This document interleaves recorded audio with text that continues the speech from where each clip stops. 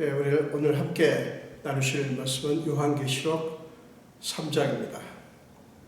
요한계시록 3장 7절부터 11절까지입니다. 요한계시록 3장 7절에서 11절까지입니다. 우리 한 목소리로 함께 읽겠습니다. 빌라델비아 교회의 사자에게 편지하라.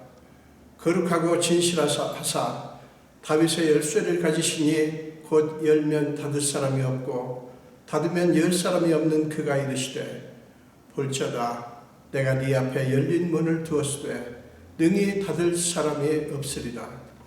내가 네 행위를 아노니 네가 작은 능력을 가지고서도 내 말을 지키며 내 이름을 배반하지 아니하였도다. 보라, 사탄의 회당 곧 자칭 유대인이라 하나 그렇지 아니하고 거짓말하는 자들 중에서 며칠 네게 주어 그들로 와서 네 발 앞에 절하게 하고 내가 너를 사랑하는 줄을 알게 하리라. 네가 나의 인내의 말씀을 지켰은즉 내가 또한 너를 지켜 시험의 때를 면하게 하리니 이는 장차 온 세상에 임하여 땅에 거하는 자들을 시험할 때라. 내가 속히 오리니 네가 가진 것을 굳게 잡아 아무도 네 면류관을 빼앗지 못하게 하라. 아멘. 네, 기도하겠습니다. 예수님, 오늘 부족한 종을 세워주신 주님을 찬양합니다. 성령께서 제게 임하사 종의 입술을 정결케 하시고 성령께서 친히 주님의 말씀을 선포해 주시옵소서. 감사드리고 예수 이름으로 기도합니다. 아멘. 네, 여러분, 오늘 함께 봉독하신 말씀으로 우리가 바라보아야 할 유일한 관객이라는 제목으로 함께 은혜를 나누겠습니다. 본문은 요한의 6번째 편지의 수신자인 빌라델비아 교회를 다루고 있습니다. 이 교회는 7교회 중에서 서머나 교회와 함께 칭찬만 받은 교회입니다. 도대체 어떤 교회이길래 이 교회는 칭찬만 하셨을까요? 여기서 우리가 주의해야 할 것은 이 질문에 대한 답, 도대체 어떤 교회이길래 칭찬만 하셨을까? 라는 이 질문에 대한 답은 그들의 행위를 강조하는 것이 아니라는 거예요. 그럼 뭘 강조합니까? 하나님이, 주님이 어떤 분이신지를 강조한다는 것입니다. 그러니까 그들의 행위가 주님의 칭찬을 이끌어내는 것이 아니라는 거예요. 주님의 주권적인 은혜가 주님의 뜻대로 역사하셨다는 사실을 강조하는 것입니다. 그러니까 하나님의 성품을 보여주는 것이죠. 여러분, 하나님은 우리의 행위에 의해 구속받지 않으십니다. 하나님은 자유롭게 은혜를 베푸시고 자유롭게 긍휼히 여기시는 분이에요. 자, 출애굽기 33장 19절을 보시겠습니다. 출애굽기 33장 19절입니다.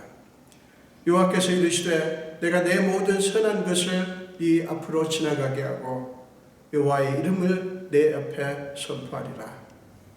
나는 은혜 베풀 자에게 은혜를 베풀고 긍휼히 여길 자에게 긍휼을 베푸느니라. 자, 이 부분을 세 번역은 이렇게 번역을 했습니다. 아주 쉽습니다. 은혜를 베풀고 싶은 사람에게 은혜를 베풀고, 그러니까 어떤 조건이 거기에 없죠. 하나님이 은혜를 베풀고 싶은 사람에게 은혜를 베풀고 불쌍히 여기고 싶은 사람을 불쌍히 여긴다. 자, 이 말씀은 왜 하셨는가 하면 모세가 하나님께 33장 18절에서 이렇게 간구를 합니다. 원하건대 주의 영광을 내게 보이소서. 이렇게 간구하자 하나님께서 응답하신 말씀이 19절이에요.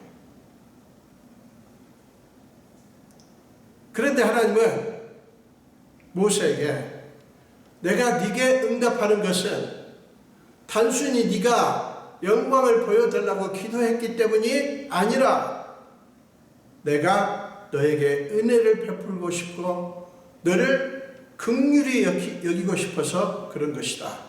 이렇게 확인을 하신 거예요. 말씀을 하신 거예요. 모세가 혹시라도 오해할까 싶어서 하나님은 그렇게 말씀을 하실 것입니다. 여러분, 우리가 잊지 말아야 될 것은 하나님께서 우리에게 은혜를 베푸시고 긍휼히 여기시고 축복하시는 것은 우리의 행위에 근거를 둔 것이 아니라는 사실이에요. 우리의 행위에 근거를 두고 하신 것이 그렇게 축복하신 것이 아니라 오직 하나님의 주권적인 사랑을 강조해서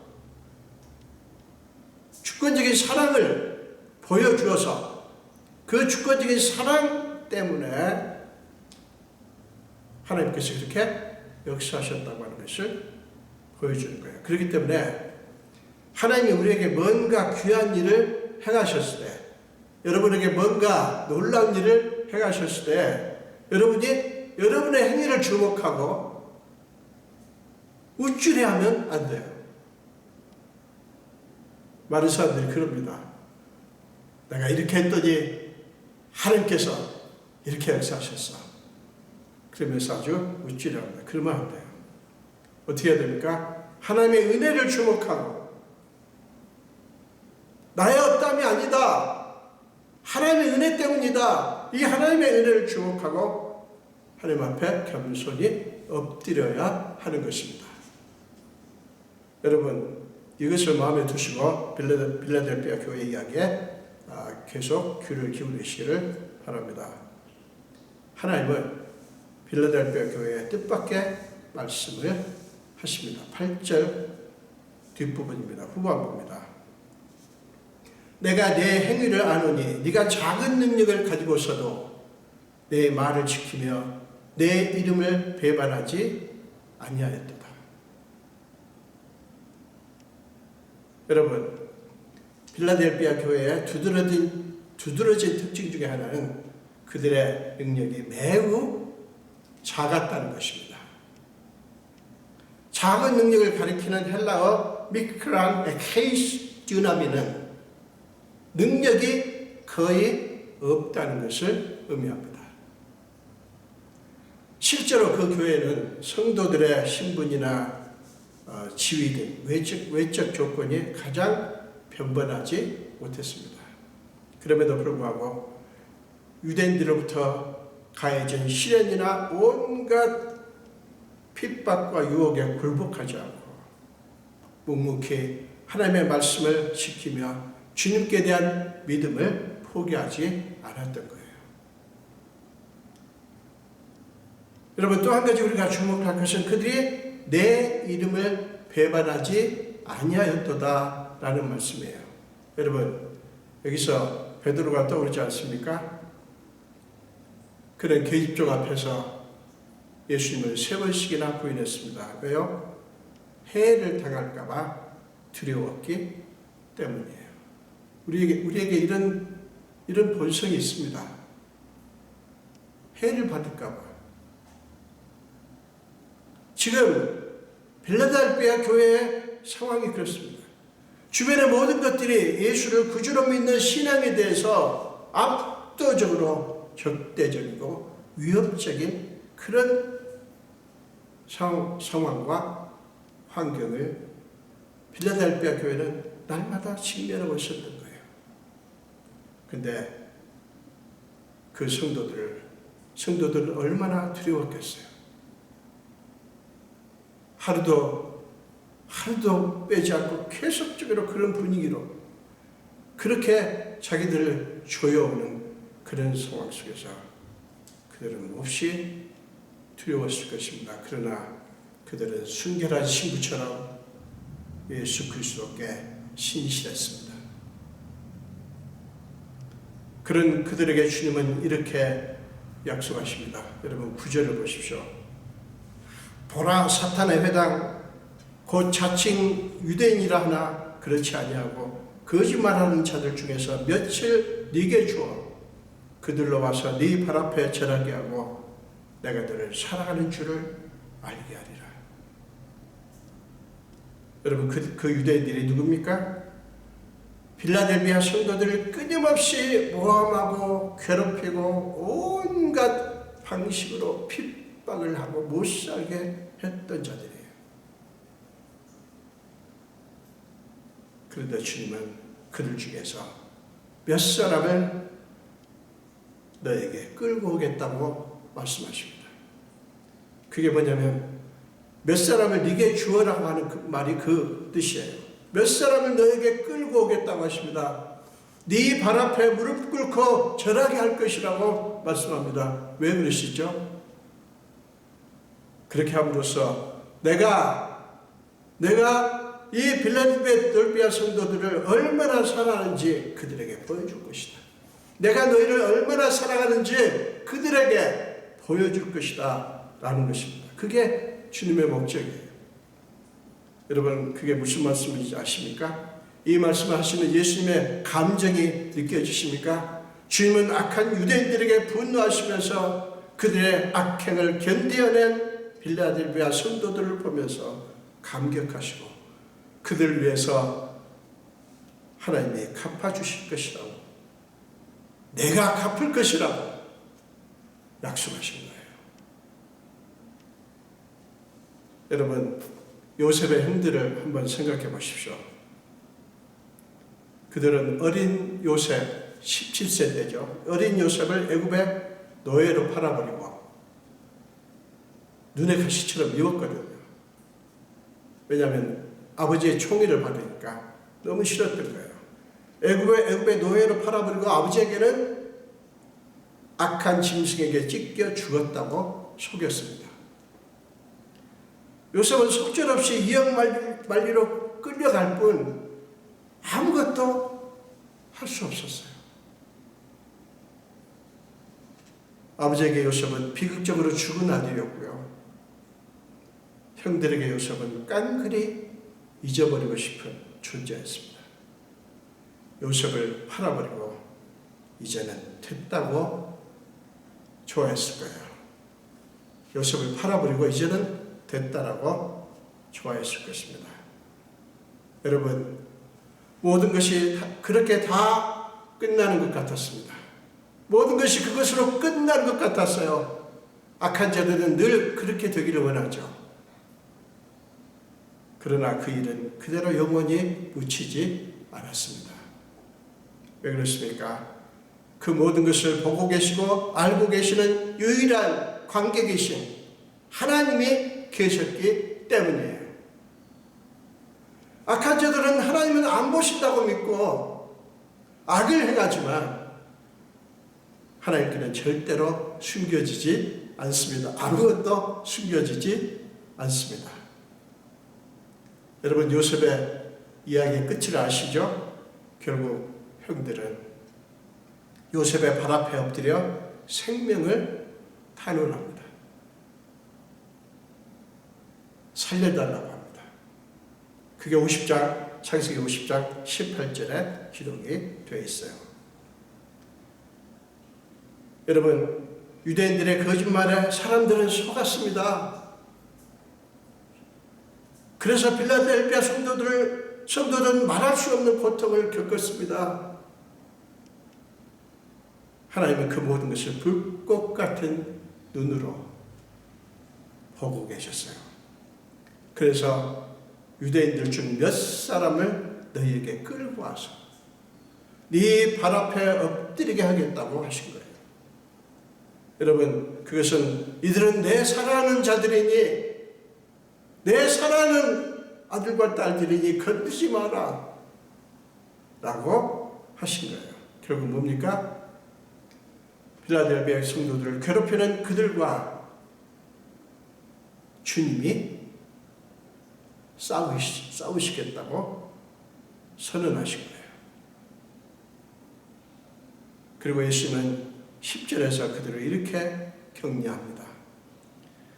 네가 나의 인내의 말씀을 지켰은즉, 이게 무슨 말인가 하면 인내라는 내 말을 네가 지켰으니 그 말이에요. 네가 나의 인내의 말씀을 지켰은즉, 그렇게 말씀합니다. 주님은 그들의 인내를 알아주신 거예요. 그들의 인내를 알아주신 거예요. 그들이 얼마나 어려운 고통 가운데 있었으며 내 말을 지키고 내 이름을 배반하지 않기 위해서 얼마나 참고 견뎠는지 그거를 주님은 알아주신 거예요. 사랑 여러분, 그렇기 때문에 그들의 인내하는 모습을 보시면서 감동하신 주님은 그들에게 이런 약속을 주십니다. 내가 또한 너를 지켜 시험의 때를 면하게 하리니 이는 장차 온 세상에 임하여 땅에 거하는 자들을 시험할 때라. 내가 너를 지켜 시험의 때를 면하게 할 것이다. 주님께서 재림하시고 이제 마지막 심판을 하실 것입니다. 그때 그 시험의 때를 면하게 할 것이다. 그러면서 11절에서 주님은 이렇게 부탁을 하십니다. 내가 속히 오리니. 여러분, 이게 얼마나 그들에게 위로가 될까요? 내가 속히 올 것이다. 내가 속히 올 것이니 네가 가진 것을 굳게 잡아 아무도 네 멸류관을 빼앗지 못하게 하라. 이게 무슨 얘기인 줄 아십니까? 내가 속히 올 것이다. 네가 가진 것 그거 소중한 것이다. 너무 귀한 것이다. 그 멸류관 그게 너무 소중한 것이다. 그거를 소중하게 여기고 마음이 흔들리지 마라. 이런 말씀이에요. 그들에게 주시는 주님의 격려와 위로의 말씀입니다. 사랑하는 여러분, 잊지 마십시오. 우리에게는 우리 인생의 연주를 정확하고 확실하게 판정해 주실 유일한 관계 계신 예수 그리스도가 계십니다. 우리의 인생 이야기를 주님처럼 아시는 분도 없고 주님처럼 정확하게 판정하실 분도 없습니다. 그 말은 우리의 삶을 올바르게 판정하시는 분 주님에게만 우리의 삶을 맡기고 그분만을 바라보면서 우리의 인생길을 걸어가라고 하는 말씀이에요. 밤하늘에 수많은 별들이 있지만 오직 북두칠성을 바라보아야 방향을 알 수 있는 것과 같은 원리입니다. 여러분, 빌라델비아 성도들은 이 말씀을 들으면서 어땠을까요? 그들은 아마 주님의 뜻밖의 말씀에 놀랐을 것입니다. 내세울 것도 없고 자랑할 것도 없는 가난하고 연약한 교회였습니다. 7교회 중에서 가장 연약하고 모든 게 열악한 교회였기 때문에 주님을 위해서 내세울 만한 일을 했다는 어떤 표식도 어떤 결과도 여러 가지 프로그램이 활발하게 돌아가는 모양도 없었습니다. 그저 간절하고 겸손한 마음으로 주님을 바라볼 뿐이었어요. 가난한 과부가 2렙돈을 헌금으로 드릴 때 누가복음 21장 2절에 나오죠. 헌금을 드릴 때 그런 심정, 그들은 주님을 사랑했던 것입니다. 사랑 여러분, 하나님은 오직 그걸 보시고 필라델피아 교회를 그토록 칭찬하신 거예요. 하나님은 우리가 겉으로 행하는 수많은 화려한 신앙 행위가 아니라 우리의 마음 중심을 보십니다. 우리는 우리 자신이 행하는 수많은 선한 행위로 그걸 내세우면서 내가 주님을 이렇게 사랑한다고 생각하겠지만 여러분, 그거는 착각입니다. 하나님은 우리의 심령의 깊은 곳, 하나님은 우리의 심령의 깊은 곳, 우리의 본심을 꿰뚫어 보십니다. 왜 그렇게 말하고 왜 그렇게 행동하는지 그 본심을 정확하게 꿰뚫어 보신다고요. 사람들은 그 본심을 모르고 속습니다. 그럴 수 있어요, 사람은. 그러나 우리 주님은 다 아십니다. 절대로 속지 않으십니다. 우리의 본심을 절대로 속지 않아요. 하나님이 그런 분이 아니었으면요, 여러분, 하나님이 그런 분이 아니었으면 필라델피아 교회 같은 교회나 개인은 하나님의 인정을 받을 수 없을 것입니다. 하나님을 위해서 행한 게 너무 적고 드린 게 너무 없기 때문이에요. 그러나 하나님은 작은 자, 하나님께 드릴 것이 없어서 부끄러워하는 자, 세상의 화려함에 그들의 가려진 자, 드릴 것이 없어서 이 몸 드립니다 라는 심정으로 하나님을 바라보는 자들을 찾으시고 찾아가시고 얼싸안으시고 기뻐하십니다.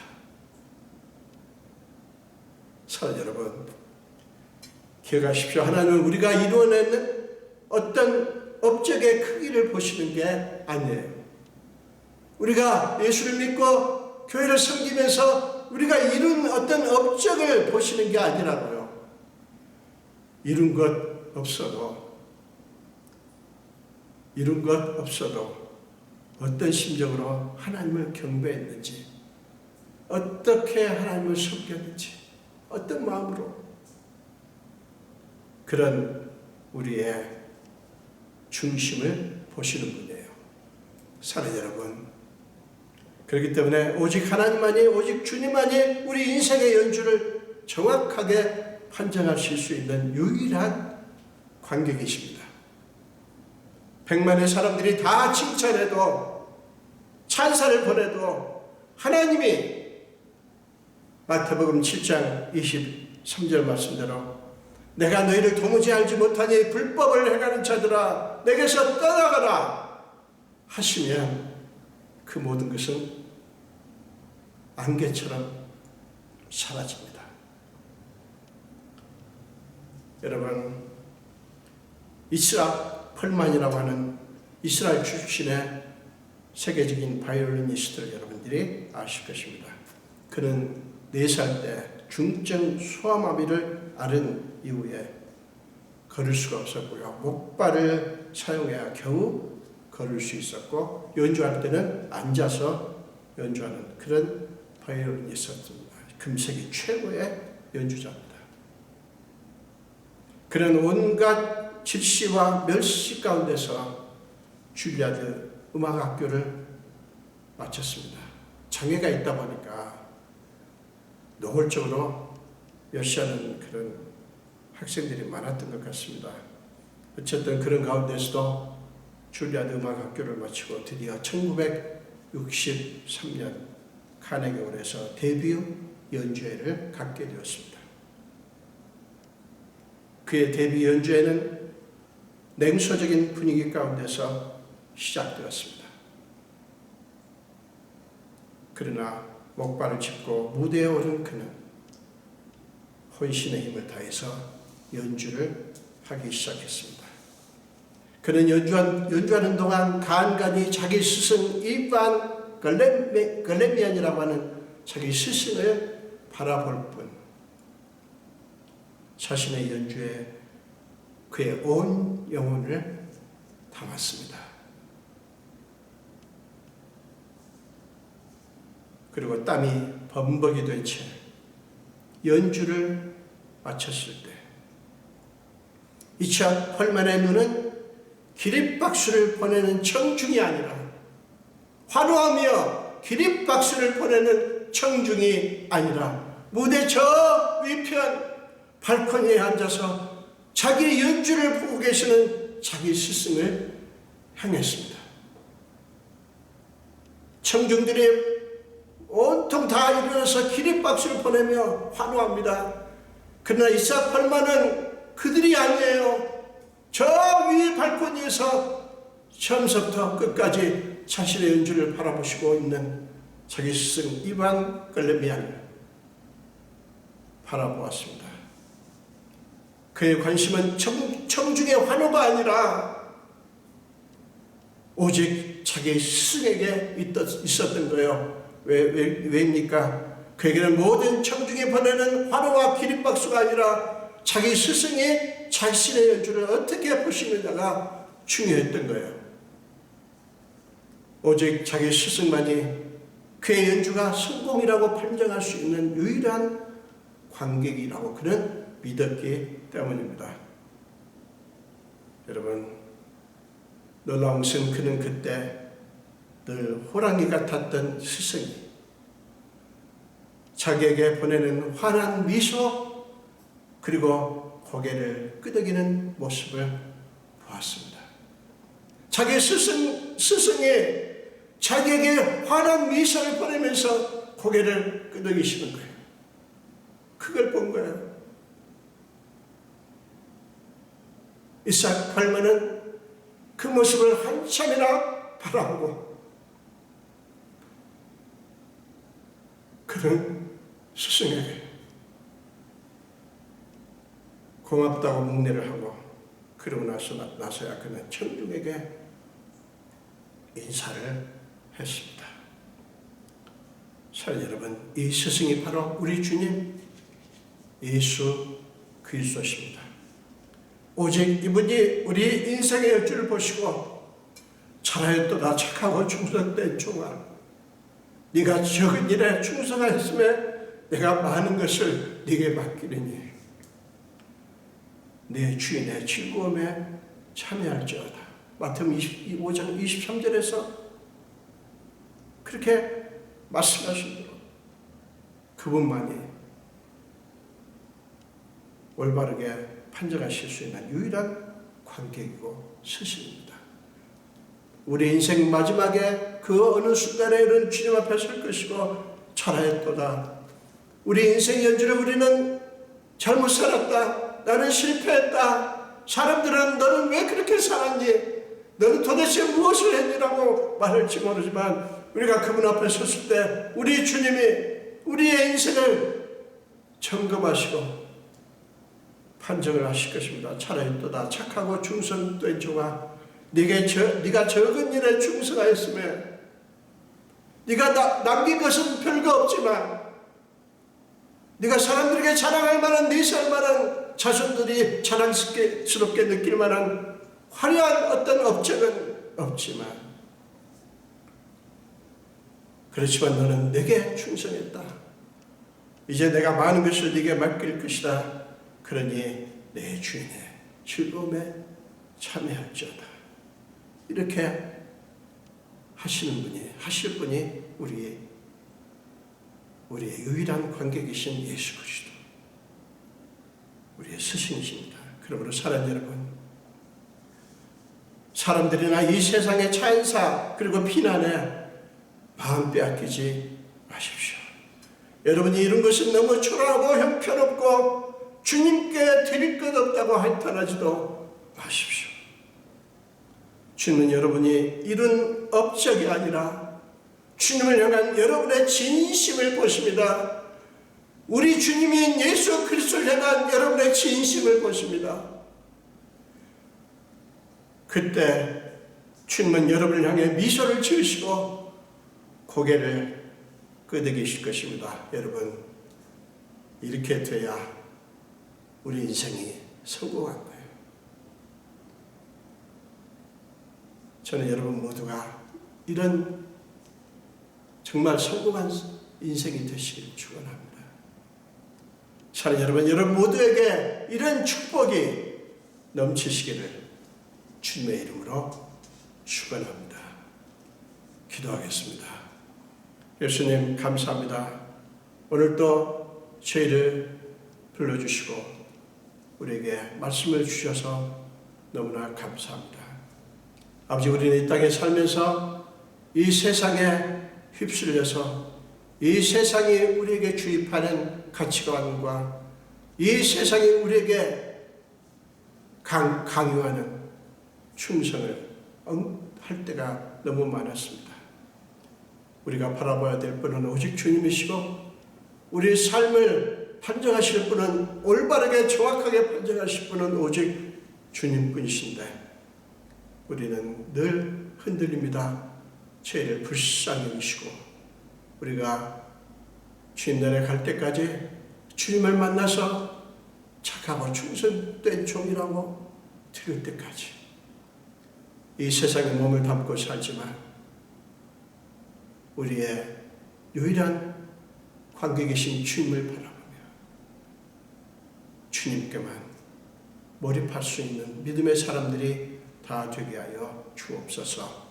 감사드렸고 예수 이름으로 기도합니다. 아멘.